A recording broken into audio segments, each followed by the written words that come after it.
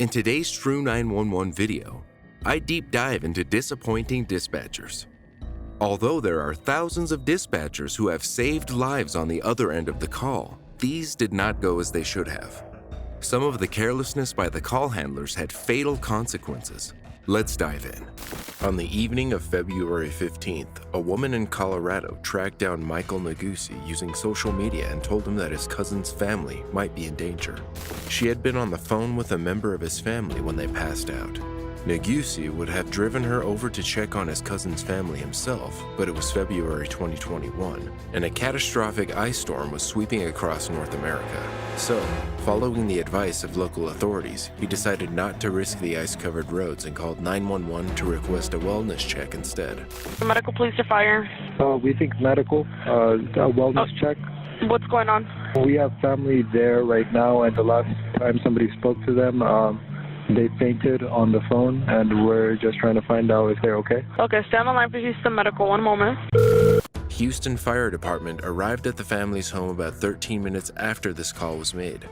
The caller was sure that Shalami Beckley, his wife, and their 2 children were inside, but there was no response when the fire department knocked on the door. A fire captain at Houston Fire Department Dispatch returned his call. Nobody's on scene, so it's one of those things. If they get there and they have to force entry, they're going to break the door, displace the lock. Yeah, that's fine. Do that as soon as possible.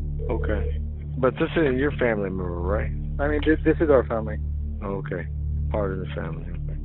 All right. We'll have to call HPD out there. And are you going to go, since they're your family, will you be responding to the location? I mean, should we? We thought there was like a stay-home order because of the snow. We don't know if we can take I mean, can't force you to do anything.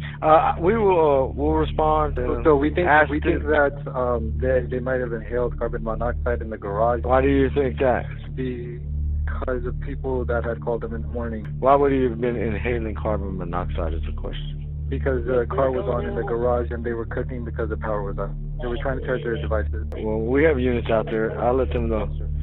Make a tactical decision on that incident. And I'll get HPD out there. All right, thank you. Okay, and you'll keep us updated.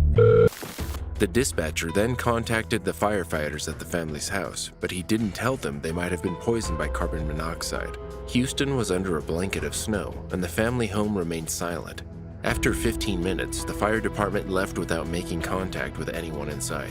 Beckley and his family were one of more than 4.5 million homes and businesses left without power after the Texas electricity grid failed. In winter, the temperature in Texas rarely drops below 24 degrees Fahrenheit. But in February 2021, it plummeted to a low of negative 7.52 degrees. Desperate to stay warm, people took risks by lighting barbecues indoors, leaving gas stoves burning, and running their vehicles in enclosed spaces. 2 hours later, Negussi was still unable to reach his cousin, and he hadn't heard back from the Houston Fire Department. At 11:20 p.m., he called 911 again and was eventually connected to a fire captain at the dispatch center. I called 2.5 hours ago for a wellness check. I'm calling for an update. Okay, so we went out there. Did you make contact with the people inside the home? I spoke to the fire department earlier. It says the truck was there for 15 minutes, but that's all they could tell me. Okay, that's the same thing I can tell you. I have the same information they have. There's no other update or anything since then. Okay, so like I think there's some confusion as to what's going on. We think that the people inside the home might have fainted as a result of carbon monoxide inhalation. Okay, patient fainted on phone earlier today. We made location. We were on scene for 15 minutes, and they closed the call. So they were there. You said you spoke to the fire department earlier. We do not know if the people we are calling for, the people we want a wellness check done, are well. Like, that is the thing that we are trying to confirm. And so the truck being there for 15 minutes does not confirm that. Okay, and I can't tell you anything else, so let me get you in touch with one of the fire captains, and maybe they could tell you more. Okay. Houston Fire Department was dispatched to the home again, but was unable to find their way there. My family and I are concerned about the well-being of the family, 2 parents, 2 children inside of that home. Is there any way that you can confirm that they are well? No, the only thing we could do is check with that engine company, see if maybe, if they remember you know, if they make contact with anybody, but they're on emergency run. So other than that, that's the only thing we can do. So at this time, we can't do anything. We can't confirm it. At around midnight, the fire department arrived at the home for the second time. There was still no answer at the door. Unbelievably, Houston Fire Department dispatch called Neguse again with more questions before they entered the home. Hello? Did you call 911? Yes. Hey, we have some units out there. They're having trouble finding it. Is there a townhome number? Give me 1 second. All right, no problem. They went to the address. They said it looks empty. Why do y'all think someone's there? Or are y'all sure someone's there? We think that a family of 2 parents and 2 children is unconscious due to carbon monoxide inhalation. Almost 3 hours after Neguse's first call to 911, the fire department finally entered his family's home. Inside, all 4 family members were unresponsive. By this time, they had been unconscious for more than 12 hours. The family had moved to the U.S. from Ethiopia and had no idea of the dangers of carbon monoxide poisoning. Bekele's wife, 46-year-old Etanesh Mersha, was using her car to stay warm. However, the vehicle was in the garage. Unaware of the danger she was in, she spoke with her friend on the phone. When her husband went into the garage, he found her passed out inside the car with the engine still running. Unaware of the toxic fumes that filled the garage and being a deeply religious man, he desperately splashed holy water on his wife's face. He sent his children into the house to get towels when she vomited, but they never returned. The garage was connected to the house, and the children had succumbed to the gas. Bekele began to feel unwell, and then he too collapsed. When Houston Fire Department found his wife and their 7-year-old daughter, Rakeb, it was far too late. They were both pronounced dead at the scene. Bekele and his 8-year-old son, Baimne, were unconscious but alive and rushed to the hospital. The front door to the family's home had been unlocked all along. Bekele briefly regained his consciousness on his way to the hospital but quickly passed out again. He regained consciousness 24 hours later inside a hyperbaric chamber at Memorial Herman's Hospital. His immediate concern was for his wife and children. His son, Baimne, was connected to a ventilator in the ICU. The father wept when told that his wife and daughter had died at the home before help had arrived. Bekele was discharged after 4 days, but he stayed at the hospital by his son's side. His wife and daughter's funeral was on February 21st, and they were buried in Houston Memorial Garden Cemetery.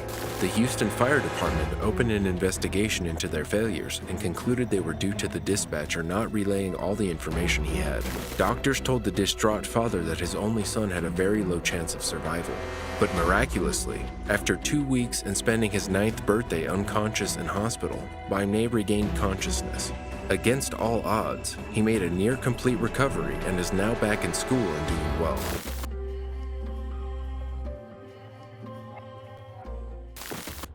A Virginia deputy shot 32-year-old Isaiah Brown multiple times after responding to a 911 call about a domestic disturbance. Isaiah, what's going on? My brother won't let me get in my mom's room. Okay, and why is that an emergency? What you gotta do? What is it? Why is that an emergency? Because I can't get to my car. Your car was towed. So it's in the backyard. Your car is in the backyard? Alright, we about to go see. Okay, but your car is broken down, so why do you need your keys? Alright. Come on, Tasman. Nigga, Alright, give me the gun. No, nigga. You about to make me fucking get mad, bro. For real, I'm not playing, bro. What the fuck you need my gun for? Can you send somebody down here? What is going on, Isaiah? Why don't you just... What is the problem? I'm about to kill my brother. Don't kill your brother. No. Alright. Why would you say something like that? Come on, Taz. Somebody need to come here real quick. Okay, but do you understand that you just threatened to kill your brother on a recorded line on 911? Mm-hmm. So why would you say something like that? Because I need to get to my shit. That's not a reason to kill somebody. Why would you do that? Alright. Come on, I'm out. Do you have a gun? Yeah. You have a gun on you? Nope. Where's your brother? In the house. And you're outside? Do you have any weapons on you? Nope. All right, where are you at outside? I'm walking down the road. How are you walking down the road with the house phone? Because I can.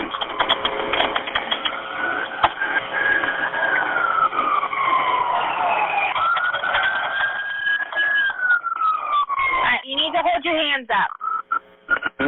Hold your hands up.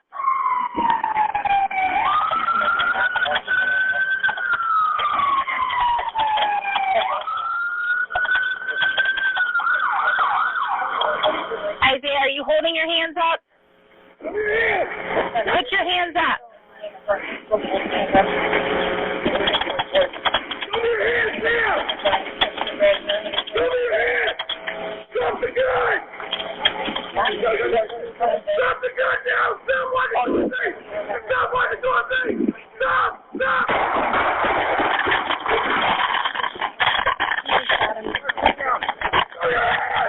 Show me your hands! Stop the gun! Stop the gun! Let go of the gun!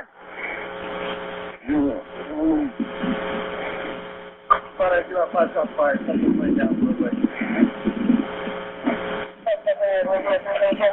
Show me your hands now! Show me your hands now! 202. Are you putting forward first orders? I'm 10-4. Several gunshots to abdomen. Performing life-saving measures.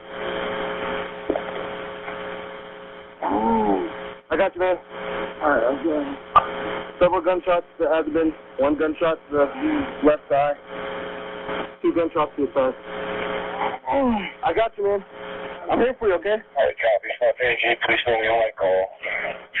Go ahead and send a page out on that one as well. What's his name? What's going on, sir? That's okay.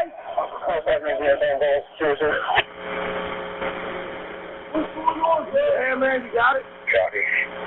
What's going on? Go to my car, got your medical kit. Get my car in the back seat, got the medical kit. Hey, man, stay with me. Police, what's going on? Hey, you told me? Come on, stay with me, man. Stay with me, man. I can't see you. In the trunk. In the trunk. In the trunk? Yes. That's my brother, man. Police just dropped the ball, man. Hey. Hey, stay with me. Stay with me. Hey, where's it at? On the right side. In the box here? The big box.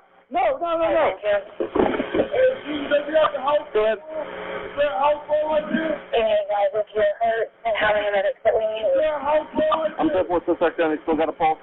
Slight pulse. He's still breathing. Is there a house phone right there, sir? What? It's my house phone. We have my house phone. It's right here. 202. What's your closest cross street something? Big box. Where's it at in here? It's on the right side. Hey, talk to me.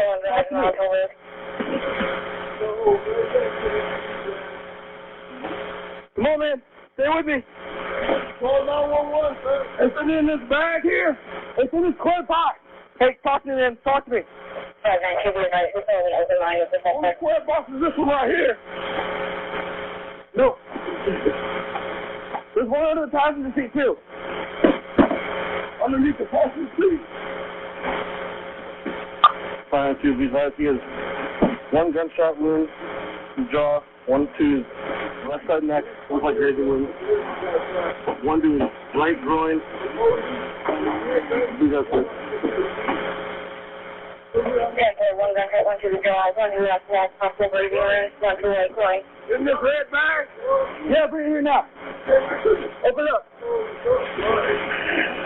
Hey, talk to me. 5-9. Keep right there. There you go. We'll be with you, buddy.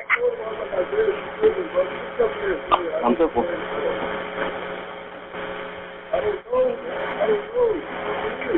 Hey, try to face a black box with yellow stuff on the side. You still in, man? Talk to me.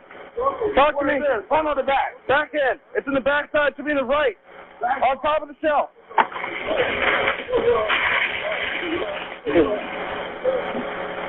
Okay, man, stay with me. I'm here. I'm gonna help you, okay? Hey, what's in your bag? What is in there now? It's a black clear box with yellow stuff on the side. Look next to that red bag. Hey, can you talk to me? I'm here for you, man. The hospital's coming, okay? Where's your pain at? Negative, we're 10-4. And this is coming. Hey, where's the gun at? So, hey, once you get on scene, you guys go ahead. Where's the gun? Isaiah Brown, a gay black man living in Virginia, contacted 911 over a dispute with his brother. Police arrived at the home in Spotsylvania, and Deputy David Turbyfill shot Brown critically after thinking that the cordless phone against his head was a gun. The man was standing outside of his home when the same deputy that had given Brown a lift home an hour earlier after his car broke down was the same deputy who shot him 10 times. Show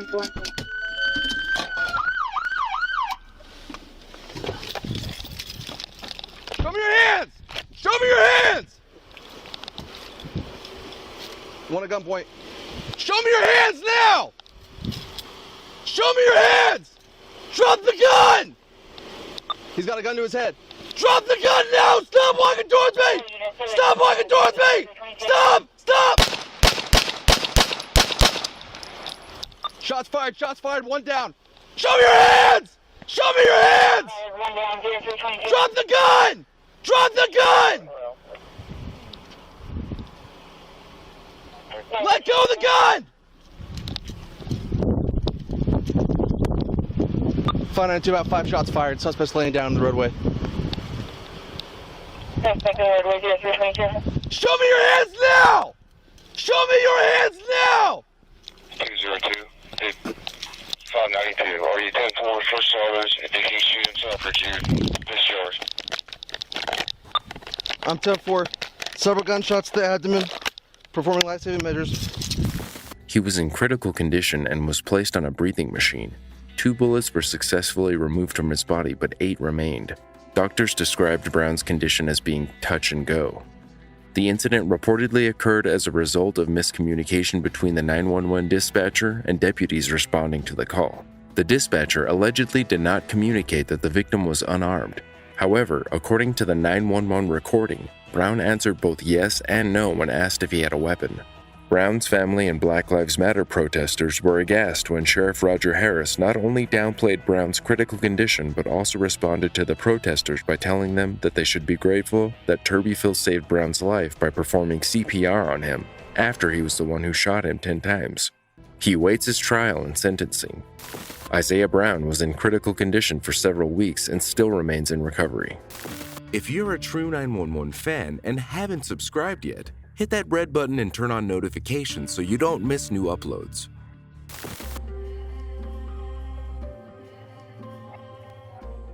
NFL player Richard Sherman's wife called 911 in July 2021 when her husband was drunk and threatening to end his own life.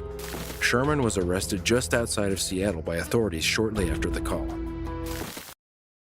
I need officers to my house now. My husband is drunk and belligerent, threatening to kill himself. Stop. What's the address? Are there any weapons? Stop. No, there's no gun. I'm saying there are no weapons, ma'am. There are no weapons. You need to stop interrupting me so I can get the information I need to get officers expedited. I need officers here now. What's he doing that you think he's going to harm himself? He's being aggressive. He has sent text messages. I took the keys out. They're in your car. He's trying to leave now in the house. He's being aggressive. He's wrestling with my uncle. He's threatening to kill himself. He has sent text messages to people saying he's going to hang himself. He's saying that if the police show up, so please don't shoot is what I'm asking. Okay, wait. Say that again. He has no weapon. He says if the police show up, he said if the police show up, that he'll try to fight them. So they need to understand that he is. Okay. Has it been physical with anybody there? You said he's trying to fight your uncle? Yes, it has. Yes, it has. How has it been physical? He just tried to fight him. Okay, trying to fight somebody and actually being yes, physical is two different things. How has it been physical? He's pulling out now. He's trying to leave. He's What leaving in kind the of car? Maybach. What kind of car? It's a 2016 black Mercedes. Richard, please stop. Richard, please stop. Please stop. Is that a sedan, SUV? It's just a black sedan Mercedes SUV. Okay. He's not going to be able to get out the gate. I cut it off. What do you mean you cut it off? I cut the gate. We live behind it. It's Richard Sherman. Like, ma'am, this is like a emergency. I need officers here listen now. to me. I'm handling this. You need to stop telling me that. I'll tell you, but what I'm not going to slow help down. Talking to me is not going to slow help down. Okay. Well, what I need to know is that he. What's your name? My name is Ashley Sherman. Do you know what his date of birth is? 3/30/88. Okay, slow down so I can understand you. What's the date of birth? March 30th, 1988. March 30th, 1988. His name is Richard Kevin Sherman. Does anybody need an ambulance there? You said it was physical. No, we don't need an ambulance. Okay. And he does not have any weapons or access to weapons? No. No. Okay, and how much has he had to drink tonight? 2 bottles. 2 bottles of what? Now, a vodka and Hennessy. Okay, hard alcohol. It's alcohol. He's intoxicated. Okay, sir. I'm only going to talk to one person, so please put the phone down Well, and talk to Ashley. Okay, is the sheriff on the way? Okay, listen, it's over on dispatch, okay? Talking to me is not going to slow anything else down. Someone gets killed, bro, like... Okay, I'll let you off the line. The officers have the information. 911, what are you reporting? I was trying to say that I'm worried that he may go to my parents' house in Redmond. Hey, he's on his way to your house. Okay, have you called your parents? Have you called your parents? We're on the phone. We're on the phone with my dad right now. Okay, so if he shows up there, then they can call 911. We're trying to get someone to respond. Okay. Hello? No, my dad is sick Ashley. and has cancer, and Rick's dad sees stuff. Ashley, Yeah. I'm going to let you off the line. You understand? We already have. I understand, ma'am, but we already have an IRFO order. We've tried to do everything, and this is like. Okay, I have all the information over on dispatch. I'm going to let you off the line because there isn't anything I can help you with here. Just tell your parents if he shows up there that they need to call 911. Okay. So the officers have all the information to be on the lookout for him. The free agent quarterback had reportedly been intoxicated in his in-laws' home when his wife, who identified herself as Ashley Sherman, Moss, contacted 911. She had told authorities that her husband was threatening to kill himself during a confrontation with family members at the home, and even made calls to relatives and friends to tell them that he was going to hang himself. He also allegedly wrestled with his uncle rather aggressively and was acting out of character in his state. The woman also begged police not to shoot upon arrival, as the cornerback was threatening to shoot at police if they arrived.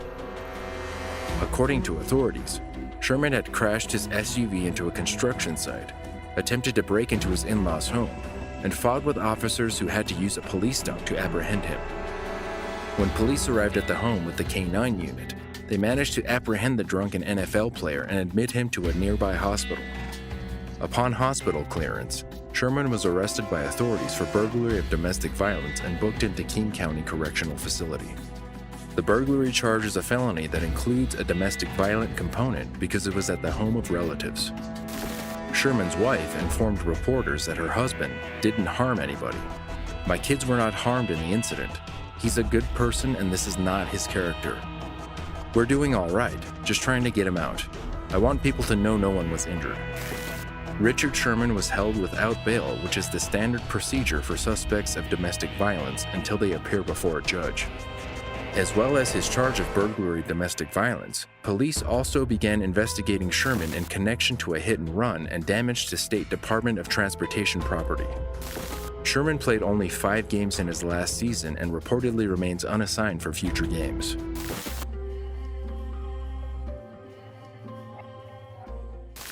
A father was left dead and his fiancée in the hospital after a hit and run on the Baltimore-Washington Parkway in Maryland. It was around 9:15 p.m. on February 1st, 2015, and the couple had just finished changing a tire on their vehicle when they were struck by a speeding car. Thankfully, their 2 teenage children, who were with them at the time, were unharmed. But when the man's 13-year-old daughter called 911 to report the incident, the dispatcher did little to alleviate the child's distress.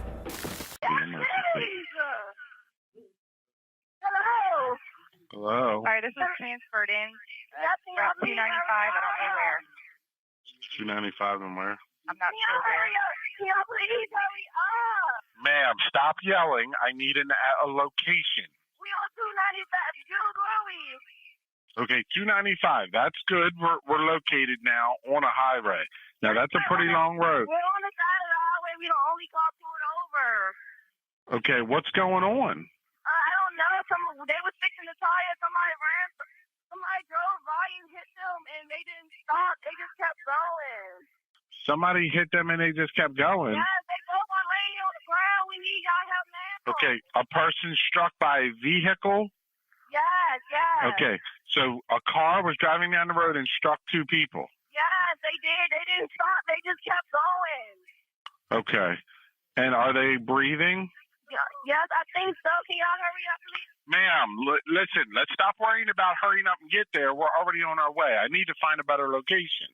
Yes, I don't know. That's all I can say. Jude, we on 295, right? Yes, we're on 295. We over the side of the, I'm sorry? Yeah, GPS where we are. I don't need the GPS. I was just finding out some information. Yes, we just pulled over. We the only car pulled over on the road. Okay, we're already en route. Are these people breathing? Yes, they are. What is your name? Johnny Williams. All right, are they conscious right now? Yes, one of them. No. One of them is conscious? So 2 people were struck? Yeah, they both lied. They just lied. Okay, let's stop whining. Okay, let's stop whining. It's hard to understand you. 2 people were struck, correct? Yes. And they are breathing. Yeah. Okay, what kind of injuries do they have? I'm not sure. The one that's talking on her hip. I don't know. My father's not saying anything. So they're awake? Yeah. No, only one of them. Only one. Okay, one's awake, one's not awake. Yeah, right now, yes. Okay, are they both breathing? I don't know. Yeah, okay. Yeah, for right now, yes. Okay. Are they out in the middle of the road or are they on this side of the road? Now, when they hit them, they both flew to the side. Okay. Can you walk up to these people and kind of find out some information for me? Yeah, I was right here. I was right here the whole time. What do you need to know? Okay. I don't need to know what exactly happened. I need to find... Ma'am, I need you to walk up to these people and I need you to look and tell me what's going on with these people. One of them, they just laying on each other. When my father's laying on her, and they just laying here. They're just laying here. It's nothing. They just laying here. Is there someone else there I can talk to because it's so hard? It's only my little brother. I'm talking better than him right now. Okay, well, one person is conscious, correct? Yes. And one person is unconscious. Yeah, they already on their way. He just wants. Okay, ma'am, please stop yelling. Stop yelling, please. Let's stop yelling. You said somebody is laying on top of them? Not all the way on top, but he's leaning on her. Okay, why? I don't know. That's how he feels if she can't move because it's her hip. So who's laying on top of the woman? My father. Why is he laying on top of her? He's not laying on top of her. He's just leaning on her. Why is he leaning on her? He can't move. He's unconscious. I don't know what. I don't know. Okay, so the people that... Ma'am. Yes. The person that's laying on top or leaning up against her was part of the person that was hit? Yes, it was both of them got hit. Both of them. Okay. Police, go ahead with your questions. Ma'am, did you see what kind of vehicle struck them? No, I didn't see it. It's dark out here. I was sitting in the car. They was outside in the tire. I just heard it. He did not stop, slow down, anything. About a minute into this call, another person, who remains unknown to the public, also called to report the incident.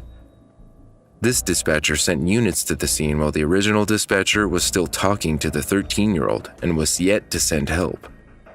In the 20 minutes between the couple being hit and help arriving, not a single vehicle stopped to help. Warwick had pulled over to change the tire on the parkway just north of Route 197, about 20 miles from Baltimore. His hazard lights were on, and his children were holding flashlights. Warwick had just finished changing the tire when the vehicle smashed into him and Pierce and sped away. Other than the children, there were no witnesses.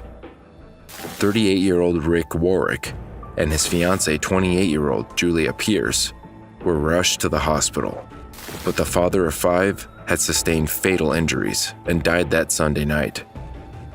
His fiancée had a broken femur but survived. The biological mother of Warwick's children had already passed away, so the teams became orphans after he died. Police collected debris from the scene, including fragments of the vehicle that had fled the collision. However, as the weeks turned into months, the police had turned up nothing.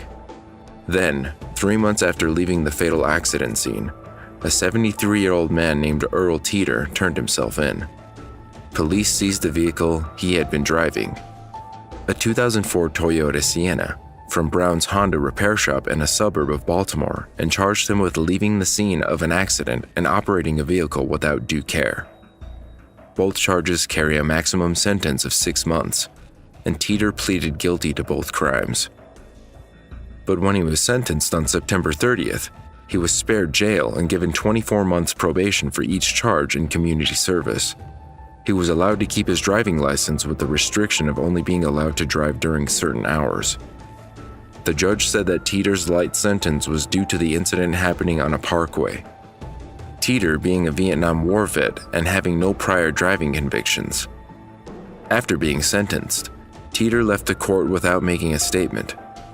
Pierce was heartbroken and told WUSA 9, "I understand that he was older and that it wasn't going to be much, but I really just needed him to say he was sorry." And he wasn't sorry, she told CBS Baltimore. "We're human beings, not roadkill. That's what it makes me feel like, roadkill."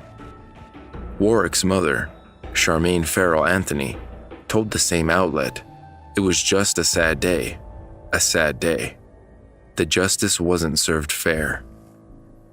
When the 911 call was released, the public was outraged. Captain Davies, who spoke on behalf of the department that had taken the call, admitted to the LA Times that the call didn't meet their expectations or follow the training they had been given. He said, "The dispatcher has been placed in a job where he has no public contact until we complete the process of the investigation." Captain Davies from Arundel Fire Department told the press, "That's not how the public expects to be treated when calling 911 in an emergency like that," but also stated that, "While the call did not meet our expectations, we do not believe it affected dispatch time." But Victor Stone, an attorney for the Maryland Crime Victims Resource Center, disagrees.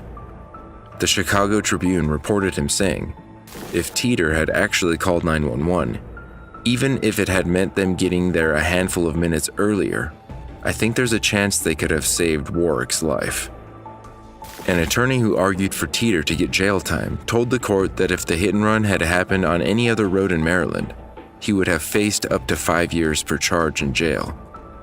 Earl Teeter died almost 6 years later, in December 2020, at the age of 78.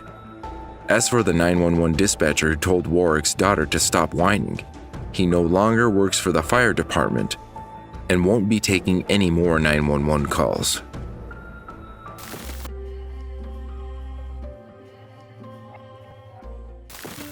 A Washington state man blew up his house, killing him and his 2 sons. This happened a few days after the court judge ruled against him in a custody hearing. An anguished call from the caseworker handling the case came in after reporting that she was smelling gasoline. Moments later, an explosion ripped through the normally quiet neighborhood. Hey, I'm on a supervised visitation for a court-ordered visit, and something really weird has happened. The kids went into the house, and the parent, the biological parent, whose name is Josh Powell, will not let me in the door. What should I do? What's the address? It's 8119, and I think it's 89th. I don't know what the address is. Okay. That's pretty important for me to know. Sorry, I can't. Just a minute. Let me get in my car and see if I can find it. This nothing like this has ever happened before at these visitations, so I'm really shocked. And I could hear one of the kids crying, but he still would let me in. Okay, it is but I think I need help right away. He's on a very short lease with CSHS, and CPS has been involved. And this is the craziest thing. He looked right at me and closed the door. Are you there? Yes, ma'am. I'm just waiting to know where you are. Okay. It's 8119 189th Street, Port East, Puyallup, 98375. And I'd like to pull out of the driveway because I smell gasoline and he won't let me in.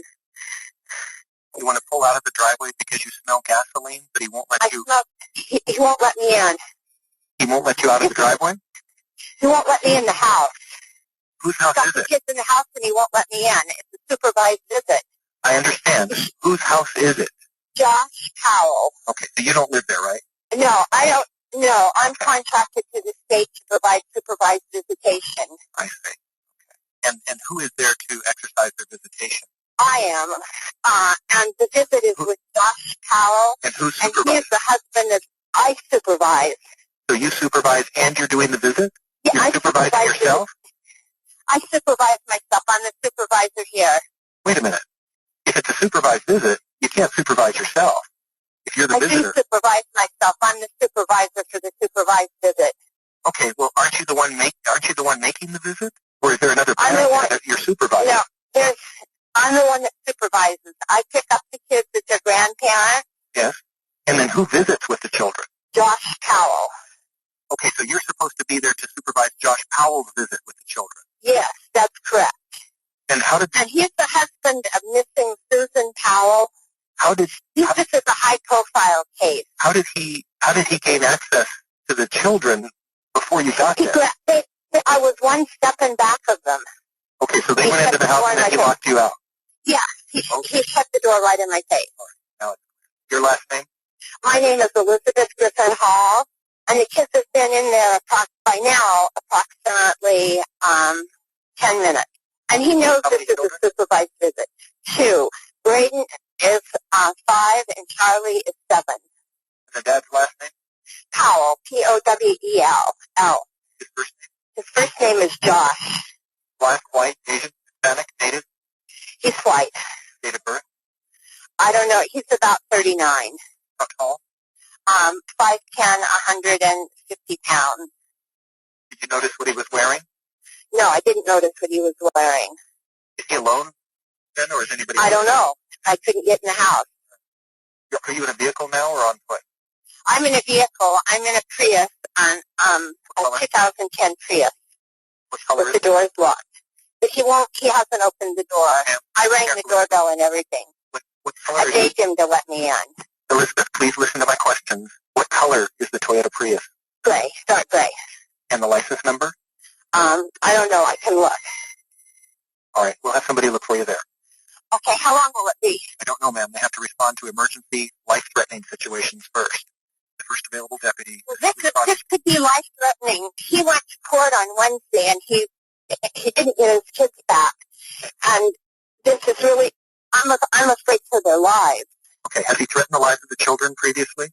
I have no idea. All right, we'll have the first available deputy contact you. Thank you. Bye.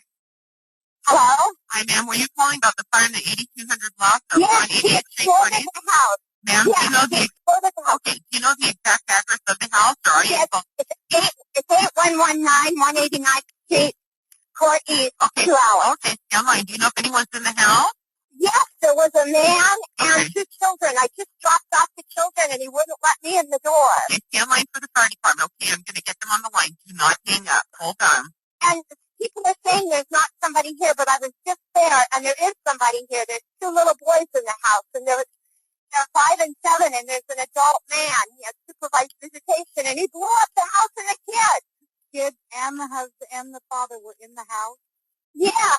Yes, he slammed the door in my face. So I kept knocking. I thought it was a mistake. I kept knocking, and then I called 911. You saw him go back into the house in the flame, right before the flame? He didn't ever leave the house. He just opened the door. The kids were 1 step ahead of me. They're 5 and 7. They were 1 step ahead of me, and he slammed the door in my face. And you think he might have done this intentionally? Yes. Thank you very much, fireman. What is your name, please? I'm Elizabeth Griffin Hall, and I'm the supervised visit. Okay, hold on. Elizabeth, hold on just a moment. Ma'am? Okay, so your last name is Griffin what? Griffin Hall, Griffin Hall, Hall. Okay. And your phone number 360-990-9955 is your personal cell number. Is that correct? Yeah, that's correct. Where are you at right now? I'm at 81112 on the same court. Okay, so you're waiting down the street at 8112 109th Street Court, 189th Street Court East. Yeah. Okay. And are you in your car? I was in my car. I'm standing outside it right now. Okay, is that your home? Is that your home address? No, that's not my home address. I was the supervised visitation coordinator. I picked the children up. What is that person's name? His name is Josh Powell. Just a minute, the sheriff's here. Let me tell him to go ahead and talk in the house. Go ahead and talk to the officer, ma'am.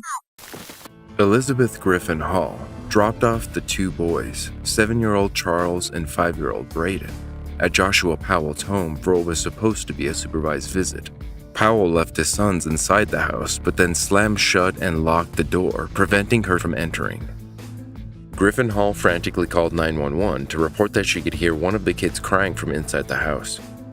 She told the operator that she wanted to move her car out of the driveway because she smelled gas coming from the residence, and then asked for police to be sent to the home. Moments later, the Powell's house was engulfed in flames.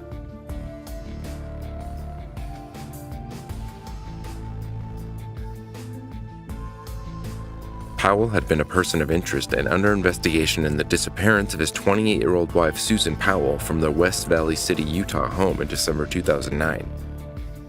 A news journalist asked him for his version of the events that fateful night Susan went missing. A lot of times I just go camping with my boys, not anything big. I just go overnight and we do s'mores and stuff like that.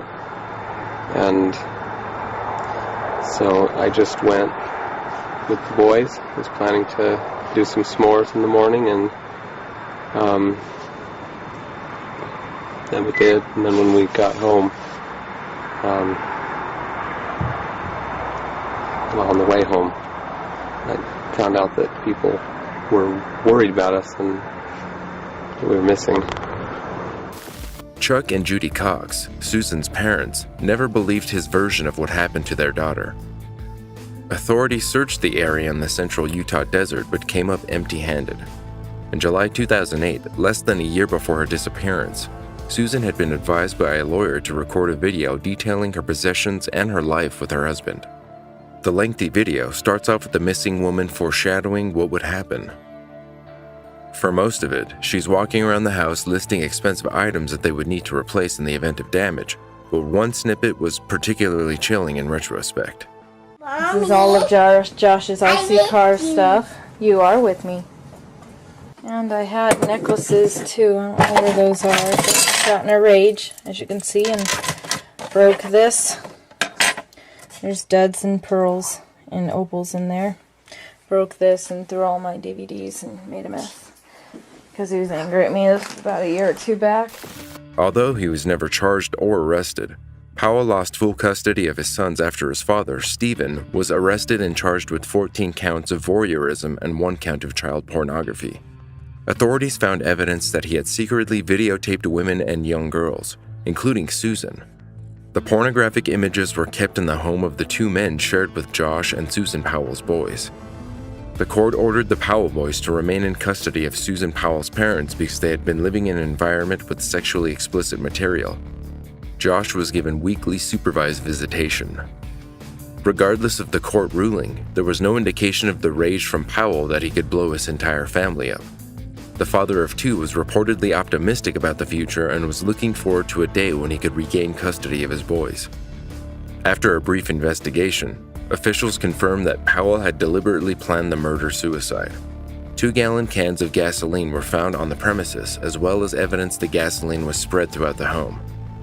Investigators found a hatchet near Josh's body and believed that he used it to attack the boys before igniting the gas leak.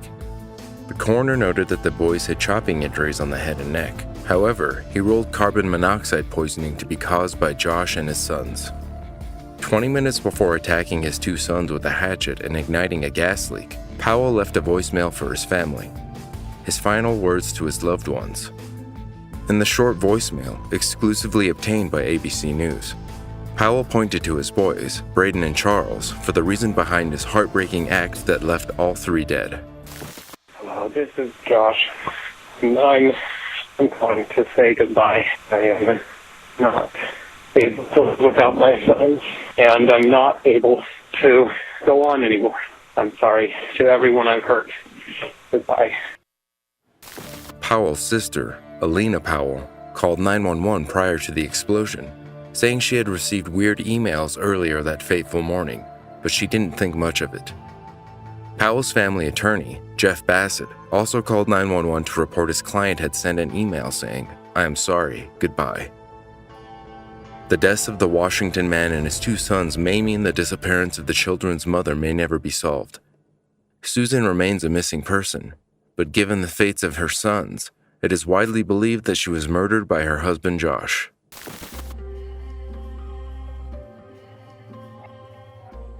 A 9-year-old girl's voice trembled with fear as she yelled for her father to pull over in a 911 call. The girl can be heard begging her dad to pull over and stop the car as she tries to figure out where she is. Good, Brunswick 911. What's your emergency? Hello, is this 911? Yes, it is. How may I help you? I'm a kid, and I think my dad is drunk. He's Calm down, sweetheart. Listen to me. What's the address? I can't hear you, sir. What is your address, ma'am? We're at a church. What's the church called? I The church is there. We're silent, and we're at church. I can't understand you. I can't understand you. Is there someone else there with you? Yes, ma'am. No, my cousin is just drunk. He's my dad. Let me speak to somebody that can talk plainly, because I can't understand you crying. Let me speak to someone else. I can get you. I am sorry, sir. I'm sorry, sir. I understand, but I got to know where you are before I can help you. What address? I'm at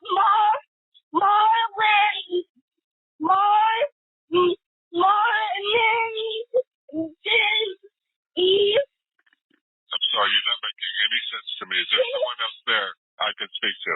The only person that's there is my dad, and he's drunk. My dad is drunk. I need to know where you are before I can help you. I know. Can you locate me?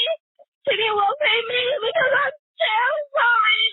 I've been through so many times that I'm terrified right now.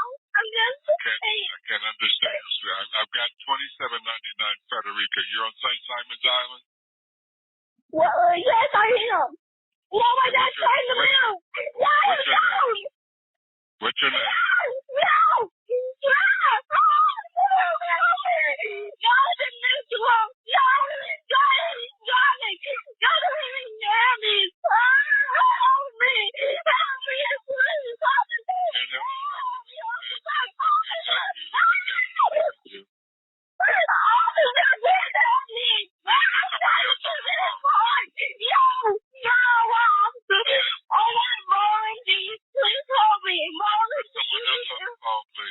Put someone else on the phone.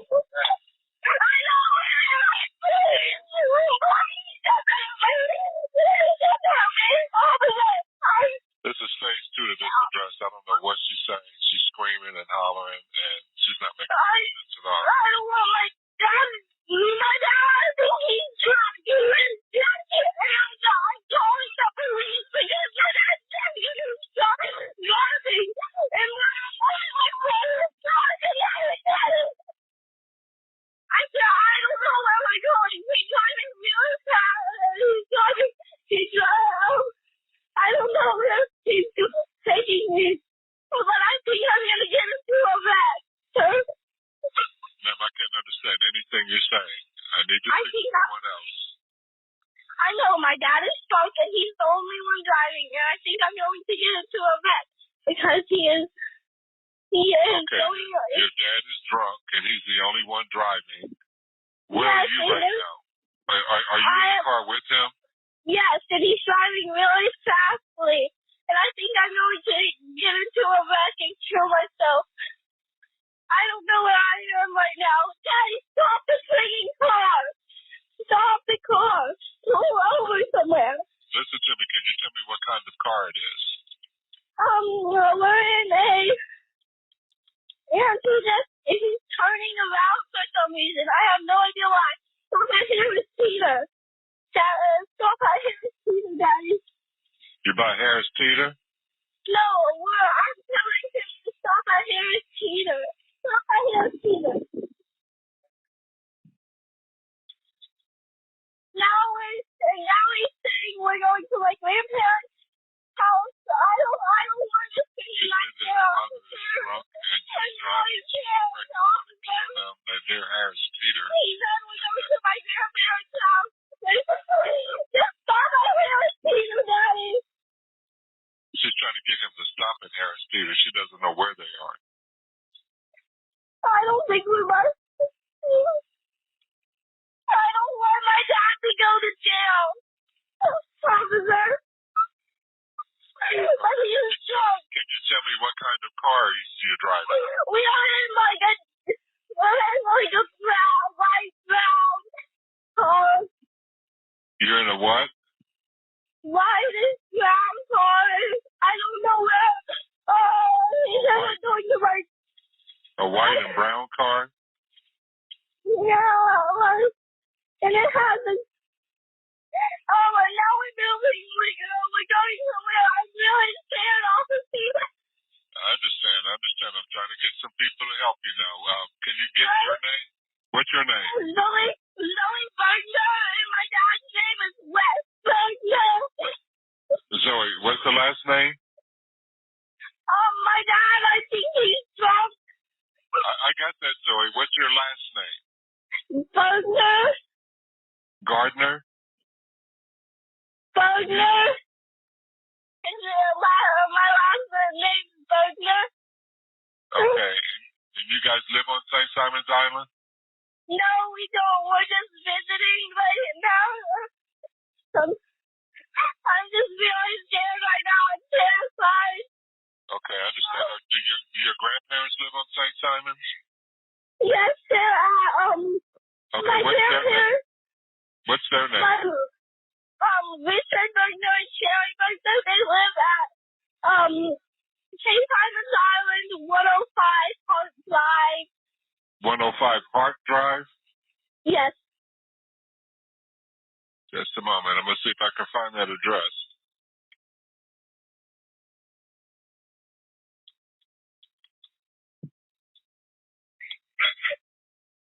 Calm down. Is he still driving? Yes. Have you found that address, sir? I've got your grandparents' address. Hold on for me just a moment. I'm going to get them on the line with me, okay?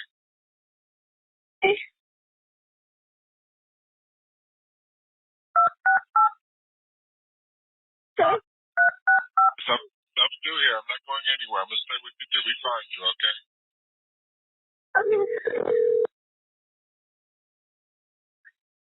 Are you? We're sorry. 1 or 0 or the area code should not be dialed when calling this number. Their phone number's not working. Hold on just one moment. Can you just come? I can't come because I don't know exactly where you are. I'm trying to, if I just can tell me. No, I'm not scared to death, sir. I'm scared to death. I can't. Zoe, calm down. I can't. I'm sorry.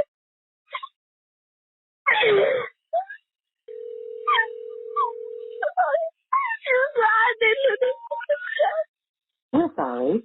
1 or 0 or the area.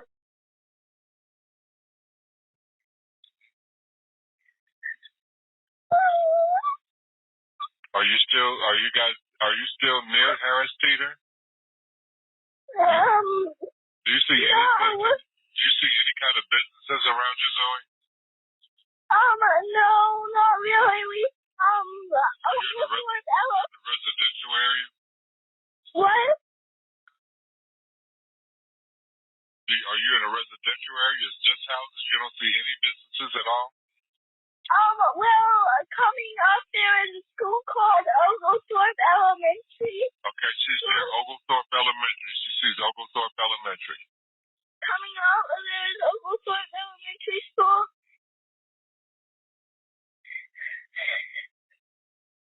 Okay, stay with me, Zoe. If you see anything else while you guys are driving, let me know what businesses you see.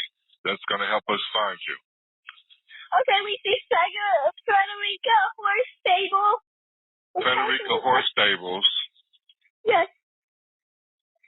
Okay, so you're up on the northern part of the island. You're helping me out now because you're coming down. No. You see the Frederica Horse Stables. Yeah, now we're passing Oglethorpe Elementary School. They're passing Oglethorpe right now.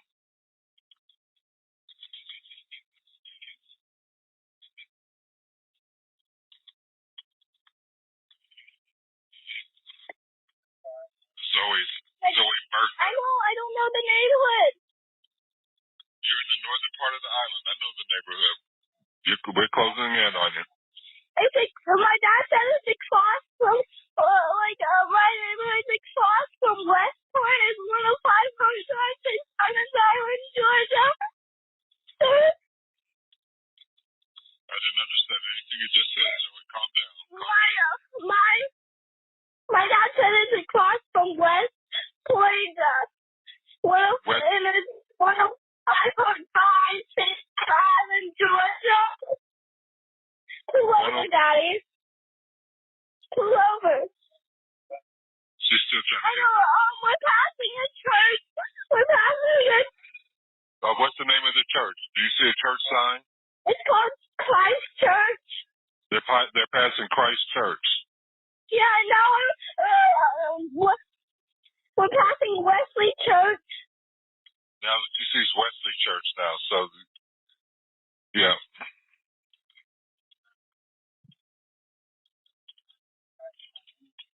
We're passing Christ Renewal Church. Now we're passing Fort Frederica. Okay, they're passing Fort Frederica. Yeah, we just passed Fort Frederica. Fort. It's my dad said it's the very north end of the island. Yes, I know it's the north end. I just told you that.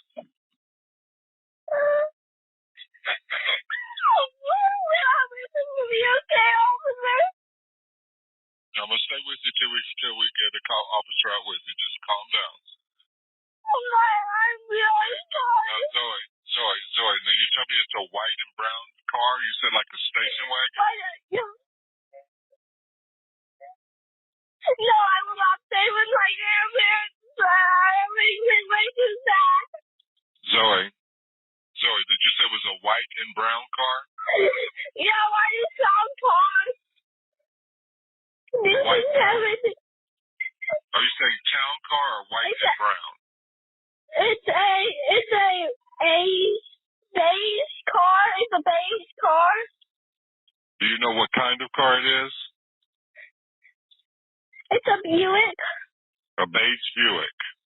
Yes. And is it an SUV? Is it an SUV or is it a car? It's a car. It's a sedan. Okay, sedan. Now, has your father been drinking or do you think he's sick? 105 Hard Drive. 6 times I was doing this. Okay. We're there now. 105 Hard Drive. They're there now. Yeah. Daddy, can you just stop right here? I'm not talking to police. Police? No, officer. Officer. Yes, ma'am. I'm with you. You're at 105 Hart Drive now, right? Yes, and my dad just abused down here. I drank. Are you out of the car? Did you get out of the car? Yeah, I'm in the car right now. I'm getting out of the car. Is he still in the car? I'm getting out of the car right now. Do you know where my location is? Yes, I know where your location is. I got police coming to you. Now, Zoe, he get out of the car too? Yes. Yes, he just admitted that he has drank. Okay. The police will be there shortly, okay? Okay. You're safe now, right? Yeah, but I don't want to spend the night at my grandparents' house. Okay. No. My mom is sick. Right. Okay. What did you say, Zoe? I don't want to spend the night at my grandparents' house. Do you have any place else to stay? No. I have my house, which is 6 hours away. Where do you live? What town do you live in? I live in St. John. Well, I live in Atlanta right now and staying in St. John. Don't go in. Meet me in Granny's house, Daddy. Don't. Please don't go in there. I'm begging you. Are the police almost there? Are police almost there, officer? Yes, they are. Yes, they are.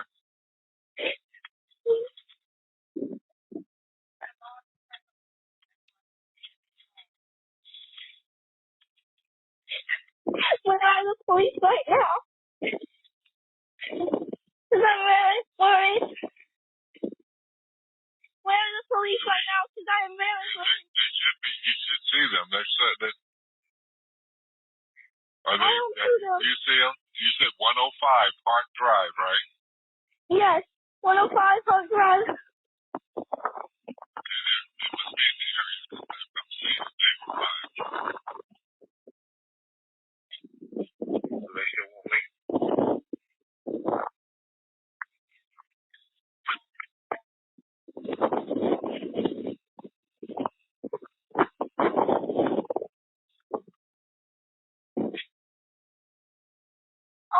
Where are they right now? Brandon, can I get an ETA on Park Drive? Can I get an ETA? When are they coming to 105 Park?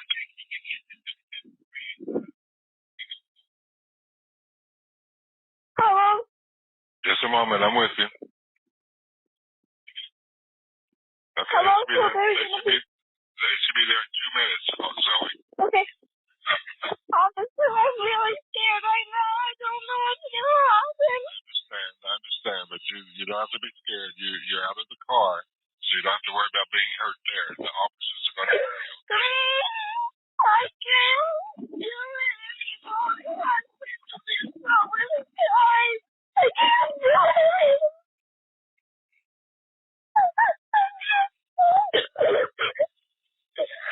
Okay, I see the police. Okay, they'll take care of you, Zoe. You can go ahead and hang up. Zoe? They're here. Okay, you can hang up. You can hang up. Hang up the phone. What? Okay. You can disconnect, okay. Wesley Bergner was drinking while driving with his 2 daughters in the car. The girl also told the dispatcher she saw 2 bottles of alcohol in his vehicle. The young girl expressed her fears that they would crash and die. She was unsure of where she was. The dispatcher was able to calm the girl and have her describe the car and what businesses she saw along the way.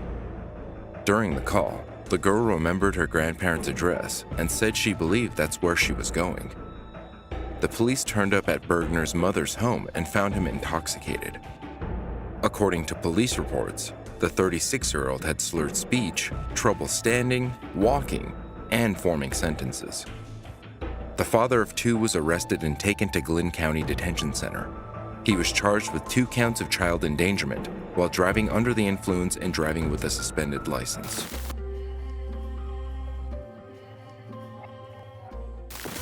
In March 2015, Constance Hollinger received a call from a 12-year-old girl who a 68-year-old man sexually assaulted. After the internal review of the call, she received a 5-day unpaid suspension for rude and unprofessional behavior. Go ahead. police, Hollinger. Yes, no. Hello? Tell her what happened. Yes. What did I tell her? Hold on. Hello? Yes. This is old guy who touched me. This is who? Santana. What are you calling the police for? Because we're living with this old guy, and then while I was sleeping, he touched me, and of course, I didn't like it. And then. How old are you? And then, huh? How old are you? I'm 12. And he's 68. What's the phone number you're calling from? I don't know what's his phone number. Hold on. So what's that? Where are your parents at? Inside. I already told them. And what'd they say? That they were gonna press charges on them. That I have to call you or something. Is he still there? Huh? Is he still there? Yes. And how old is he? 68. Hold on 1 second. La policía. Me dijeron. How did he touch you?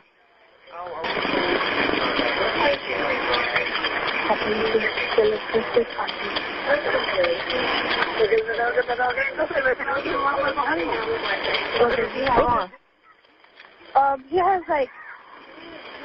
Hold on. Lingo. Hold on. What clothes he has on? Hold on. When did this happen? This morning. This morning? Yes. I told my mom as soon as I came back from school because it was already too late to tell her.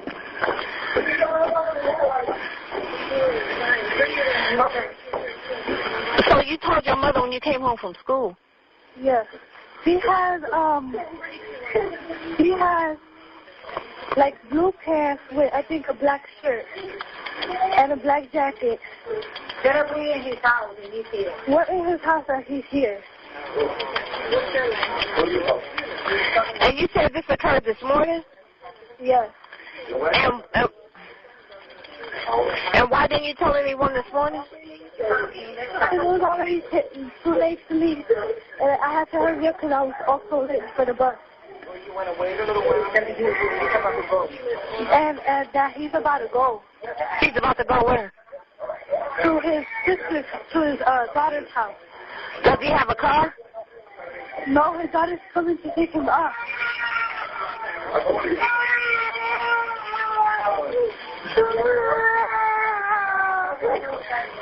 Okay, so are they going to stop him or try to stop him or?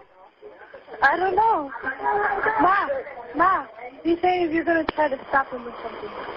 And you hold him there till we get to him? I don't want to hurt him. Huh? They going to hold him there till we get there? Hold on. Hello? Yes. Are you going to hold the male there? I don't know. He's got his coat on. He's calling on his family. I don't know. He said he's calling on his family to come and get him. And he's an elder guy. I don't want to hurt him because I don't want to hurt him. You know what I mean? I don't want no problems. You know what I mean? You don't want to hurt him? Because this is not my house. This is his house. We were saying. But is that your daughter? Yes, it is my daughter. So he sexually assaulted your daughter, but you don't want to hurt him? Hey. As much as I want to, I got two little babies right here with me, holding my hand, a 3-year-old and a 1-year-old. But he sexually assaulted your daughter. Yes, I'm here. I want you to come right now before he leaves, because I don't want it to... Well, don't let him leave. Okay, that's what I'm going to do. Okay, just get here. I'm not going to let him go there. You got the address? Yes, ma'am. Okay. They'll be out there. Constance Hollinger, the same dispatcher who had been previously suspended for 8 days after her involvement in the Tamir Rice case in 2014, has yet again been disciplined for her misconduct in her role as an emergency operator. Hollinger had reportedly answered a call from a 12-year-old girl reporting sexual abuse at the hand of a 68-year-old man. According to an internal disciplinary request letter, Hollinger had handled the call in a rude and unprofessional manner. The letter was written after the call had been reported to Hollinger's superiors in November 2015, when it was discovered as a result of a criminal trial.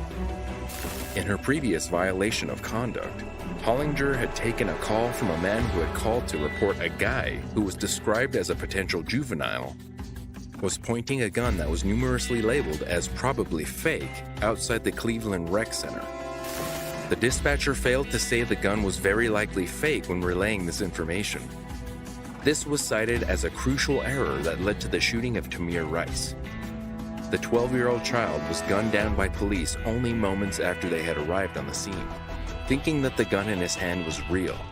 Later, the gun was identified as a pellet gun, and the 12-year-old died in hospital shortly after he was rushed in for treatment. Samaria Rice, Rice's mother, had called the disciplinary action unacceptable, and her attorney protested the action as well, stating that 8 days for gross negligence resulting in the death of a 12-year-old boy was pathetic. During her internal disciplinary hearing for the call in March 2015, Hollinger pleaded not guilty to several conduct violations, but was later found guilty and was suspended for 5 days without pay. According to the suspension notice, the disciplinary action against Hollinger was to remain in her personnel file for 3 years. Although not all the dispatchers in the next call were disappointing, the first one was absolutely shocking.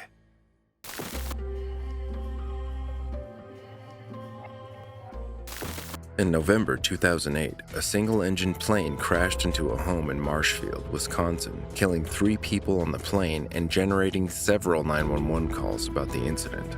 The 3 killed were a father and 2 sons. Funny emergency.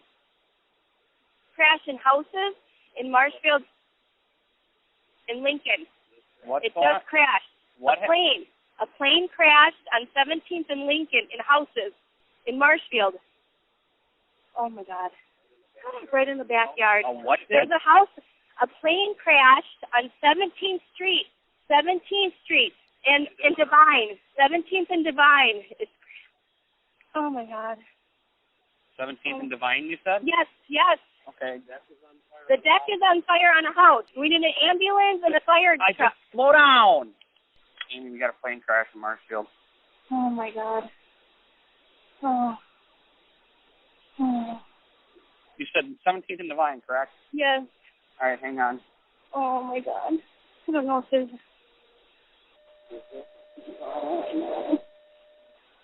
Everybody else is getting? Okay, wow. You saw the plane crash? Yes, we just, yeah. Marshfield, the Marshfield ambulance, Yeah. Marshfield fire. We got to report Yes. a plane crash. 17th and Divine. 17th and Divine. All we've got for information at this time. You gave me 17th and Lincoln, 17th and Divine. Are you guys okay? We just saw, we just called. They gave Divine. I'm not sure. First they gave Lincoln, apparently being informed behind the airport. Yeah, we probably should get back. Oh my God. Oh my God. All right. Is there any? Did it hit the house? Did it hit land? No, it's the deck. It just hit the. It hit the deck. It hit the deck. That's all it hit. But nothing of the house. Nothing. Not the house. Just the deck's on Can fire. I get your name? My name is Rebecca McDowell. Oh my gosh, it's popping. Yeah. Rebecca, what's your phone number? It's 715-305-5220. Okay. We got ambulance and fire and everybody on their way, so it's just a matter of time, okay? Thank you. Okay. All right. Goodbye. A small plane reportedly crashed in the backyard of a house in Marshfield on November 24th, killing the 3 passengers aboard the plane. The victims were identified as 41-year-old James Edward III, president of Green Bay Junior Gamblers, a youth hockey group, and owner of Thomas Electrical Services, and his 2 young sons, 15-year-old James Edwards IV and 9-year-old Joshua Edwards. According to Cliff Watson, vice president of the Green Bay Junior Gamblers, the family reportedly lived in Marshfield, but Edwards flew his sons to hockey practice 2 or 3 times a week. Marshfield is located about 40 miles southwest of Wausau, Wisconsin. This crash is truly a tragedy for the Edwards family, Marshfield Police Chief Joe Stroick told news reporters. The wreckage was a mere quarter-mile from the airport runway. According to detectives, Edward III had been piloting the plane when it crashed. Officials were unsure whether the plane had been landing or taking off when it crashed. Stroick stated that the wreckage of the small aircraft was in a compact debris field, indicating it virtually came straight down. The plane had reportedly burst into flames at around 11 p.m. after the crash and burned the back wall of a house. The police have confirmed that no one on the ground was injured. Investigators from the National Transportation Safety Board were at the scene that weekend, gathering evidence to determine the cause of the crash. According to authorities, the collision triggered multiple 911 calls, but none of those calls were made from the plane. In Edwards' obituary, Edwards was described as a highly successful business owner as well as a passionate hockey player. He shared his time and talents with many local organizations. He was a leader for the YMCA, Our Lady of Peace Parish, and Marshfield Water and Light Commission. The obituary also states that Jim fulfilled a lifelong dream in obtaining his pilot's license. Flying brought Jim a sense of calmness and peace of mind. Jim frequently flew his family to hockey tournaments and vacations throughout the country. One of his motivations for flying was to create more time to spend with his family. The bereaved family requested that any memorial donations be made to the Marshfield area Catholic schools tuition assistance funds. After a night out from having a few drinks on Labor Day weekend 2010, couple Brett McFarland and Catherine Kate Gill returned to McFarland's home in Mashpee, Cape Cod. In the early hours of Sunday, September 4th, Gill got up and went for a snack. Not long after, McFarland heard the horrific sound of his fiancée choking and rushed to the kitchen. He dialed 911 and attempted the Heimlich maneuver. 911 recorded line. What is your emergency? Police, fire, or medical? Please. What do you need? You need the police? I need everyone. My girlfriend shot me. Your girlfriend shot you? No, she's choking to death. Okay, what's the address? What is she choking on? No idea. She's falling in the mouth. She what? Oh, in the mouth. Open up, Kate. Open up, Kate. Do you know the Heimlich? What is your name? Yes, choking her out the mouth. She won't respond. What's the phone number? Is she breathing at all? No, she's not breathing. She's not choking. Hurry, please. All right, the ambulance is on its way. Kate. How old is she? She's 39 years old. Kate. She won't open her mouth. She won't open her mouth? She's seizing. She's seizing? She's not breathing. Okay, she's not breathing. Okay. All right, what was she choking on? I can't hear you because you're on a speakerphone. She's peeing her pants now. Okay. What was she choking on? I don't know. Okay, you need to calm down, okay? The ambulance is on its way. Okay? Where is she? In the bathroom? No, she's on the kitchen floor. She's on the kitchen floor? Yeah. Okay. Does she take any medications or anything? I have no idea. Yeah. Okay. I have no idea. Don't do this to me, Kate. She's breathing. Is she breathing? I can't tell. You can't tell? Her tongue is swollen. Her tongue is swollen?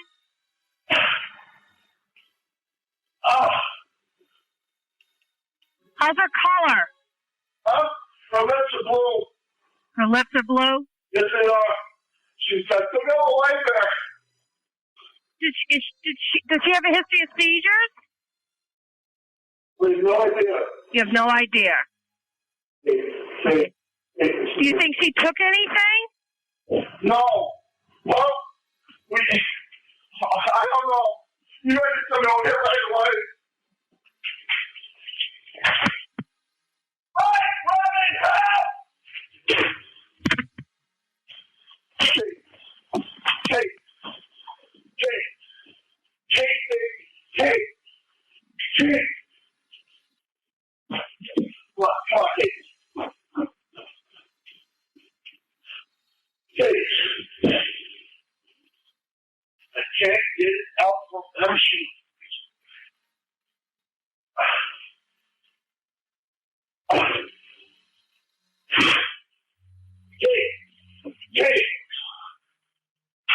Brent, does she respond to you at all? I think she's right. She's barely alive. She what? She's barely alive. Okay, the ambulance is on its way. Well, if you know where I'm at, please don't.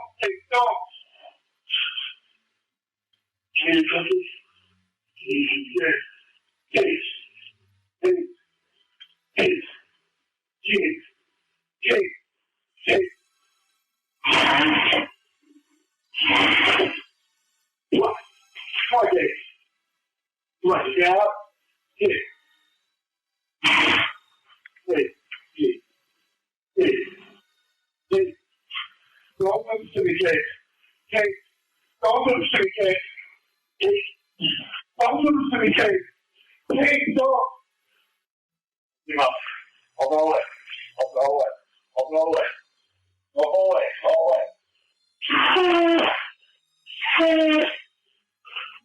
Brent. What? Is that her making that noise? That's her. She's not trying to breathe into her. She what? I can't hear you. I'm trying to give her CPR, but she's not responding. You trying to give her CPR? She's barely. She said she was choking on something. I'm trying to clear her throat. And she's barely breathing here. Kate. He's doing CPR, Bill. Kate, don't go, Kate. No, Kate, no. Kate, come on, open it up, Kate. Open it up, Kate. Kate, open it up, Kate. Easy,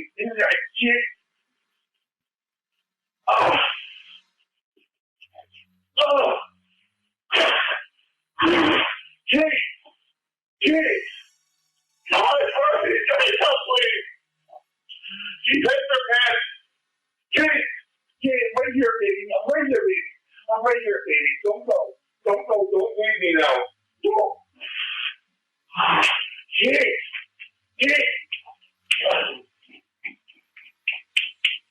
Come on, Kate. Come on, Kate. Kate, don't leave me. Kate. You can't go. Don't do this, Kate. I can't get her. I'm having her. Kate, don't leave me. Come on, Kate. You can do this. Stay with me, Kate. Stay with me, Kate. You're not going anywhere, Kate.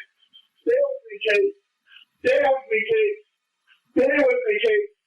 Kate, no, Kate. Stay with me. Brent, does she respond to you? No, she can't talk. Okay. How about her eyes? Do her eyes flutter?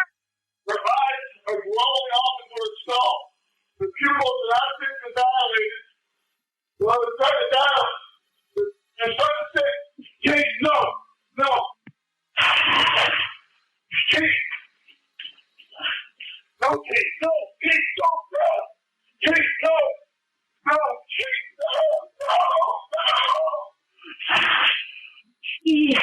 Kate, I'm going to have to. Hey, hold on.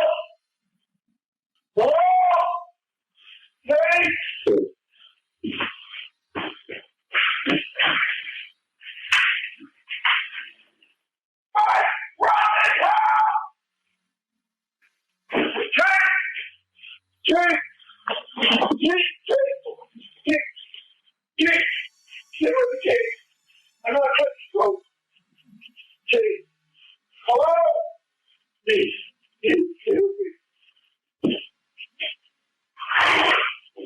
What, Kate?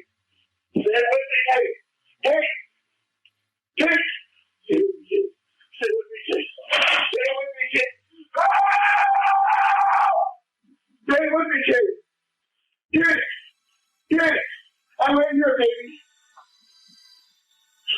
I'm right here, baby. Kate, help. I'm right here, baby. Stay with me, baby. Stay with me.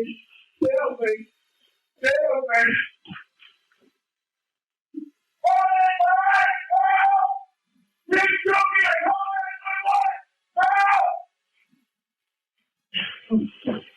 Brent? Yes. You see the ambulance? I'm not. Hey, Chief, stay with me. Chief.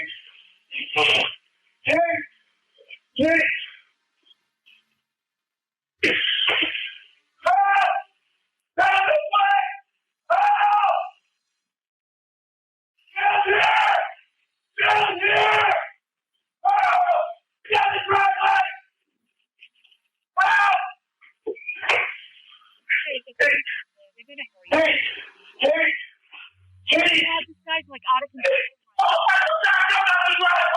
Yeah. Well, they're not going to let him. Drag this in.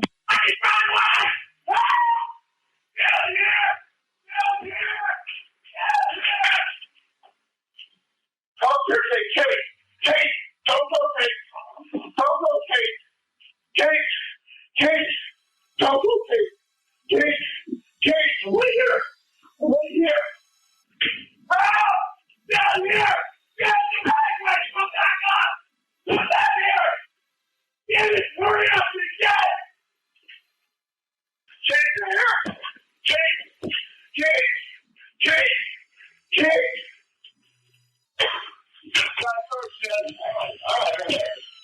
What happened? I don't need it first control. You guys get on here. Okay. Maybe up. Where's the person thing? I mean, you take anything? I don't know. All right. The call went through to the Barnstable County Sheriff's Department and was answered by trained emergency medical dispatcher Rhonda Colburn. McFarland and Gill lived just 3 miles from the ambulance station, so first responders should have been able to get there within minutes. The situation soon turned tragic as the dispatcher failed to ask for crucial information to help locate the home. The residence was on an unmarked road off of Jackson Road. McFarland had put up a sign that pointed to his house from the marked road, but Hurricane Earl had recently swept through the area and had torn the sign down. Despite a large portion of her job providing life-saving guidance in emergency situations such as someone choking, Colburn didn't ask if Gill showed any signs of getting any air or if she was able to speak or make a sound. Dispatchers at Barnstable County Sheriff's Department received 72 hours of certified training, and according to their guidelines, these were questions that she should have asked. Meanwhile, the ambulance crew had difficulties finding the property, and time was running out.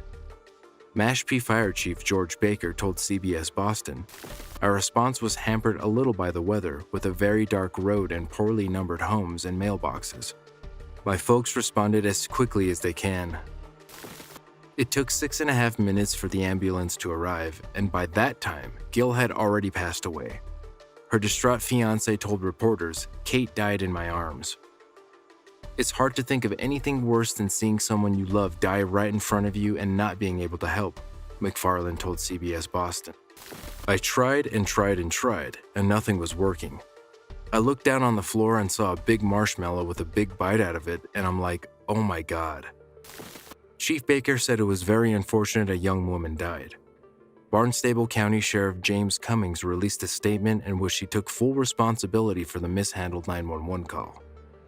The dispatcher who failed to follow procedures when taking the 911 call was allowed to remain in her position taking emergency calls. The Sheriff's Department conducted an internal investigation. Though Gill's fiancé said it was too little, too late. "No words can express what I go through every day," he said.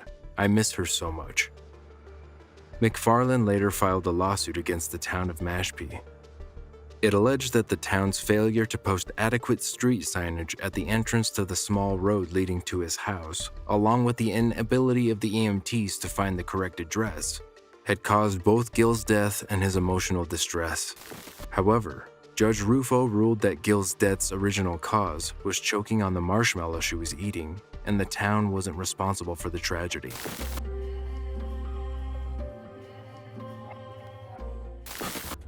On Tuesday, February 24, 2009, 20-year-old Megan Ryan dialed 911 to report that after attempting to cut his ex-girlfriend's neck, her Uncle Jeff was trying to slice his neck. What makes this even more disturbing is that it all happened in the presence of 5 children under the age of 6. 911. Hello? My Uncle Jeff is slitting his neck and his girlfriend's neck, and I have kids here. What? I have kids here. Okay, what's going on there? My Uncle Jeff is slitting his neck in front of my kids. Okay, what address are you at? Huh? What address are you at? 818 East Main. Okay, in Lowell? Yes, please Okay. hurry. All right. Okay, stay on the line with me. Let me get the ambulance in the line. Just a minute. Okay, you need to calm down for your children's sake, all right? Hang on. What's going on, bud? Hello? What's going on?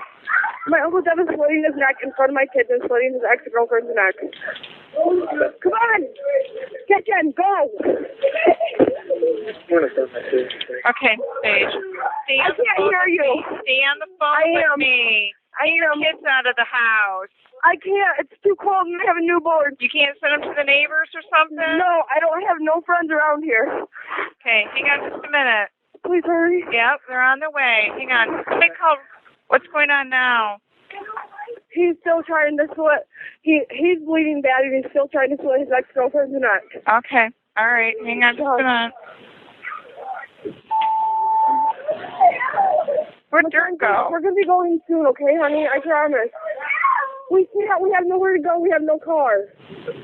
All right. Is anybody able to get the knife away from him or no? No, he about tried cutting me. Okay. All right. I don't want anybody else hurt, all right? I'm not sure how many people are hurt at this point. There's 2. 2 hurt, both split in the neck. What is your first name? Megan. Megan, you need to tell me what's going on so I can let my officers know, all right? Okay, my Uncle Jeff came over here. Right. No, tell me what's going on right now. I don't care what happened. Okay, my Uncle Jeff is standing in front of Jaina. Okay, I don't know in what the he's living saying. room? Yes, and I can't hear what he's saying. But he's saying something to Jaina, and Jaina's scared. She can't move. Troy can't move because of the stress. He's flipping out. Okay, He just picked up is the he knife. holding them there that they can't get out? Are they able to get out of the house? No, They're he's not not able letting to. any of us. Okay. Hold on, Elaine. I know you're hungry, but I can't get to your body. Who is He's that? going after Jaina again right now. Who is He's that? going after Jaina right now. My niece, Mackenzie. Yeah, she needs to get away. I can't put him anywhere. I have no place to put them. I can't see this. That's why I need you guys. And Well, we're on the way. All right, he's going Megan? after, he's attacking Jaina right now. Okay. All right. Just tell me what's going on, but I don't want anybody else in the middle of that confrontation. I know. What's going on now? He's attacking out of her. I can't Out of tell if she Jaina? has- Yes, I can't tell if she has cuts on her arms, but her neck's bleeding really bad. He's attacking her again with a knife? Yes. Go over there and sit, both of you. Over there. Now. Get over there now, Zach. I don't want you watching Attacking her again with a knife. Okay, anybody else involved in it? Troy is just sitting there trying to get them to stop. Okay. Is he stabbing her? What's going on? Right now, either he's playing with his cuts or he's showing them his cuts or something. I don't know. I can't see his gun. You can't see him right now? Okay. Well, I can see him, but his back's turned, so I don't know what he's doing. Okay. No, don't come out here like that. I got the kids. Who are you talking to? My Uncle Josh. Okay. Is he still got the knife? No, he put it down. He's what? He put it down. He put it down? Where's the knife at? He's got a bigger knife! Hurry up! He's got a gun? No, he's got a bigger knife! He's got a bigger knife now. Bigger knife? Sit down, Mackenzie! Sit down, Mackenzie! Hurry up! They're on the way. Are you able to get the kids out the slider? Oh my God! Okay, I can see the cops. Please hurry. Okay. Are you able to get the children out the slider, Megan? I can't get anybody out. They don't have shoes on. They don't have coats. Nothing. Okay. Are you able to hand them out to the officer? Hurry up! What's going on? Megan. Megan. What's going on? He's slitting his neck, killing himself. He's slitting his neck? Yes. Did any of the officers come in yet? No, not yet. Okay. Keep me updated as to what's going on, all right? Away from there, you guys. Go. He's laying. He's laying. He's laying down in the living room? Yes, he's down. Okay. Who else is in there with him? Jaina and Troy. Jaina and Troy are still in there? Where are the kids? Still in the kitchen with you? Yes. Don't look, you guys. Please don't look. Okay. Is anybody approaching? Megan. What? I understand this is upsetting, but I need you to keep your cool. You can go. He's down. Is the officers in? Yes. One, the Kent County Sheriff. One officer's in? Yes. Okay. Are you? Honey. Come on. Come on. Are you able to get out? We're still not, because I don't have any shoes or coats on the kids. Okay. Are you able to go to a neighbor? Oh, my God. Jana. Oh, my God. Megan. What? Let me know what's going on. Right now? Yes. Right now, is there another officer in there? I believe so. Okay. Are you outside or inside? We're still inside because I can't get the kids out in this weather. Okay. They have my Uncle Jeff down. I don't know if he's dead or what, but... Okay. Do they have him handcuffed? Can you see? Yes, they're all right. Mark Payment. And they have Troy and Jaden laying on the ground right now. Okay. All right. All the officers there with you? Yes. Okay. Are you still inside or outside? We're still inside the house. Okay. All right. Do any of the kids need any medical, or are you all set? We're all set. Okay. All right. The officers have him handcuffed? Huh? Do they have him handcuffed? He's laying down on the ground with his head on the couch. I can't tell if he's dead or not. They can't tell if he's handcuffed, and just want to make sure it's being safe before I disconnect. Okay, just stay on the line with me here a minute. Again, I just want to make sure my officers and everybody's all set. 911. Hi, this is the state. I got a call at 818 East Main Street. I believe it's going to be, it looks like Rockford Lowell PD on this goofy map I have here. Okay, so is that in Lowell? I don't know. I have 818 East Main Street, and then it came up southeast. It's not in the city of GR. I already called them. I had a hysterical female screaming, "Get the police here." But do you have a phone number, or is it just a cell phone? I have 231. That's a home phone? That's the number that came up. Okay, 231 area code's not even our county. I know. I don't know. The other one I have is 616. So, we didn't get anything out of her. Okay. I'm not sure what you want me to do with it. If you don't know what city it's in, I don't know who to send. Well, I'm telling you, it's Rockford Lowell. That's what I told you. That's what it came up as. Right. That doesn't tell me what city, Rockford Lowell. Oh, my partner has her. Is it, what are you getting? Tell me it's Rockford Lowell ambulance. Doesn't tell me what city it is. Lowell. Isn't there a city Lowell? Yeah, I asked you that, and you said you didn't know. So it is in Lowell? Yes. Okay, we don't dispatch for Lowell. They do their own dispatching. Okay, thank you. Yep. 40-year-old Jeff Childs and 29-year-old Jana Fuller had been dating on and off for the past year and had recently broken up.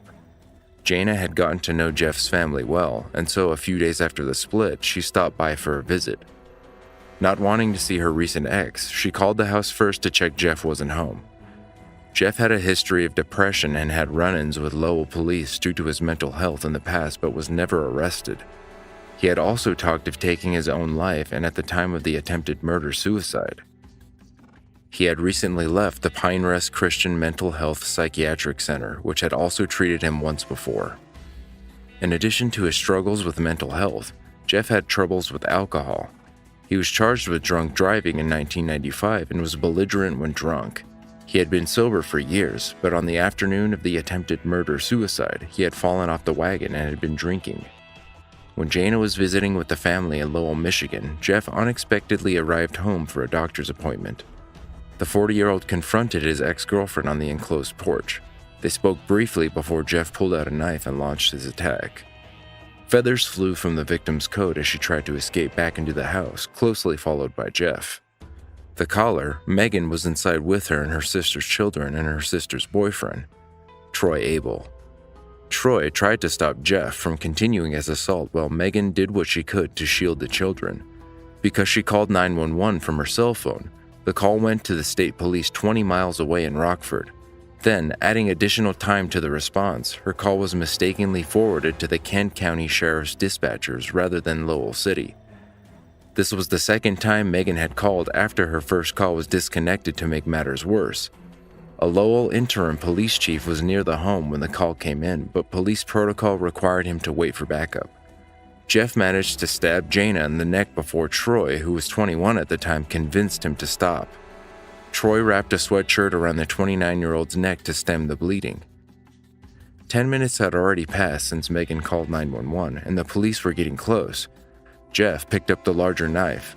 When he saw the patrol cars outside the house, he put the 10-inch carving knife to his neck, said something about not going to prison, and to his family's horror, cut his throat. Jeff's wound was fatal, but Jana was still alive. She was rushed to Jana Spectrum Health Butterworth Hospital, where she had surgery. Miraculously, Jana survived being stabbed 4 times in her neck and once in her chest. State police later admitted to problems with the 911 calls and said the first dispatcher had only been in the job for a few months.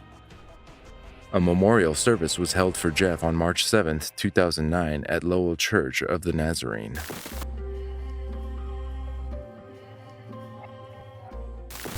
Mark Hemmings called for help 3 times in March 2013, begging for an ambulance. He was refused help and died in agony days later. The 999 call handler has come under fire for telling him to call back if he falls unconscious. Hi, Doctor. Could I have an ambulance, please? Doctor, number 8 Broadway called me. My stomach's in agony, Doc. I've got lumps in my stomach. Yeah, I'm in agony, Doc, yeah. Okay, have you got any other symptoms? No, Doc. Just sweating a lot. Weak. Feeling weak. You feeling what? Weak. Weak? Yeah. Okay. How long's this been going on for? Mostly all day, Doc. A few hours. Last few hours? Yeah. Okay, put your hand on your tummy or your chest. Tell me if it feels a normal temperature. Yeah, Doc, yeah. Yeah, it just feels warm? Yeah. Okay, have you had any diarrhea or vomiting? Stomach's in agony, Doc. Okay, have you had any diarrhea or vomiting? Yeah, I've been sick a few times, Doc, yeah. You had any diarrhea? No, Doc, no. You brought up any blood? No, Doc. Okay. Gallstones in my stomach, Doc. You have? Yeah. Okay. Have you got any crushing or severe aching pain in your chest, upper back, or upper abdomen? No, Doc. I've got just pain in my stomach, Doc, yeah. Is it below your belly button or above your belly button? Above, Doc. So have you got any crushing or severe aching pain in your upper abdomen? Sort of, yeah, yeah. Okay, what do you mean by sort of when you say sort of? I think so, Doc, yeah, yeah. Right, you say it's a stabbing pain? Yeah, yeah. Is it a stabbing pain rather than a crushing or severe aching? More like stabbing pain, Doc, yeah. Could I have an ambulance, Doc? Okay, have you passed a bowel motion that looks black and tarry or red or maroon? No, Doc. And have you suddenly become confused or more confused than usual? A little bit, Doc, yeah, yeah. You get lightheaded. Oh, you keep going dizzy and that, yeah? Yeah. Now, Mark, from what you told me, right? Yeah. You don't require an emergency ambulance, but what we are going to do, we're going to want somebody to call you back, okay? So yeah. just confirm Can't I have an ambulance? Can't I have an ambulance? No, for the answer you give me, you don't need an ambulance, okay? I'm in agony, Doc. Okay, I appreciate that, but from the answer you give me, you don't require an ambulance. What you do need to do is be seen by speak to the local GP within the next 2 hours, okay? Paracetamol. Do I need to go to the hospital? In the hospital? No, you just need to stay on the phone for a moment, okay? Yeah. Paracetamol can help with your tummy pain. Follow the instructions on the pack. Any doubt, ask a pharmacist. Don't use ibuprofen or any anti-inflammatories such as aspirin, as they can make your stomach worse. Yeah. Now, stomachache is very common, not often serious, and gets better on its own, but you can try a warm bath, hot water bottle on the painful area, but if you collapse, become unconscious, unresponsive, faint, or become pale, cold, or clammy, it's 999. Yeah. Okay. Although he pleaded for help and even asked if he should go to the hospital, the dispatcher said he should try a warm bath. The 41-year-old was suffering from painful gallstones, which could have been resolved with routine surgery. Hemming received no medical treatment over the Easter weekend until eventually on April 1st, his carer found him in agony on the floor of his Meyer, Stoke-on-Trent home and raised the alarm. That's it, yeah. Mr. Evans, what can I do for you tonight, please? I've got pains in my stomach. Right, okay. I've been sick a lot. Right, okay. When did this pain start as such? About 4 hours ago. Right, okay. I mean, if you mind me asking, where about in your stomach do you have it? Is it in the center, right, left, up, or bottom? Left and right. Okay. Below my rib cage. Okay, yeah. Below my belly button. Therefore, I mean, are there lower abdominal pains then? Yeah. Or is it all over your abdomen? Yeah. Right, okay. I've got gallstones, see. Alright, okay. Stomach. Alright, okay. You're known to have gallstones. Yeah. Right, okay. I'm in agony, yeah. Okay. I'm in agony. Could I have an ambulance? I mean, if you need an ambulance... Feels like I'm going to pass out. Right, okay. If you need an ambulance, you need to directly call 999, you see. No, you've got some shortness of breath. Shortness of breath, tightness in his chest, his arms and legs are hurting. He's not slept for 3 days, and he's not had anything to eat for 3 days, and he's had diarrhea. Okay. Has there been any bleeding of red blood very heavily at all in the last 30 minutes? Any bleeding? Yeah. No. So he's got no bleeding. Okay, so he's got some difficulty in breathing and some chest tightness and swelling. Yeah. Swelling in the stomach, a lot of pain in his stomach, all around his stomach, and his arms and legs, he says are in pain. Okay. Do you want to speak to him? If it's possible. Yeah, I'll pass him over. Okay. Hello? Hello, is this the patient? That's Doc, yeah. I'm on some breath, Doc. Yeah, struggling, okay. And you're 41, that's correct? That's Doc, yeah. Okay. Did this breathing problem come on suddenly? About Friday, Doc. On Friday, yeah. Have you got any pains in your chest or your upper back at the moment? A little bit, Doc, yeah. Yeah. Do you want to put the other person back on the line for me? Okay, Doc, yeah. Okay. Hello? Hello. Right, so he's got some pain to the chest as well at the moment. Yes, he's got pain in his chest. Okay, what was his name? Mark Evans, was it, or Hemmings? Mark Hemmings, sorry, Hemmings. Hemmings. Yeah. Okay, and what's your name, please? My name's Yasser Mohammed. I'm Mark's tenancy support worker. He lives in supported accommodation. He suffers from anxiety and depression. Okay. This time, the ambulance took him to the University Hospital of North Staffordshire, where he was diagnosed with pancreatitis. Unfortunately, it was too late. Minutes after his arrival, he died. Hemmings' post-mortem revealed his gallstones had blocked his pancreatic duct and triggered a fatal heart attack. An inquest into the man's death showed he could not drive and spent his final 2 days in excruciating pain as his organs slowly failed. During the hearing, a specialist from the University Hospital of North Staffordshire said that if Hemmings had been taken to the hospital sooner, he would probably have survived. Additionally, consultant Damien Durkin criticized a series of computerized questions used by ambulance controllers to decide if callers need help and out-of-hours doctors who failed to ring alarm bells. Durkin said 6 out of 10 people in intensive care with severe pain from this condition come through it, and it is 9 out of 10 for those with less severe pain. The algorithm failed to benefit Mark. It is biased towards heart problems and less towards abdominal pain. The 999 operator, identified only as Miss Nichols, told the court the questions she was told to ask by a computerized algorithm system ruled he did not need an emergency ambulance, adding that they can't override them, and although there are paramedics in the control room for them to ask, she wouldn't think the system would come up with the wrong answer. Despite the calls he made, when Hemmings, who suffered mental and physical problems, failed to turn up for a medical appointment, his records were marked did not attend, and no further checks were made on his condition. The out-of-hours GP, Dr. Sukhavasi, told the hearing, "I had no doubt he needed to be seen right away, but I thought it would be more effective for him to come into the base. I did not offer to visit because we had an enormous amount of work that night, and it is better to examine patients in a clinical setting than people's homes. Also saying he didn't call an ambulance because the patient had already been told one was not necessary, but in hindsight, he should have explored it further. The verdict was reserved and no further updates were published. The judge said Hemmings fell through the cracks because he wasn't pushy enough. For more True 911, watch this episode next. If you want more compilations like this, let me know in the comments.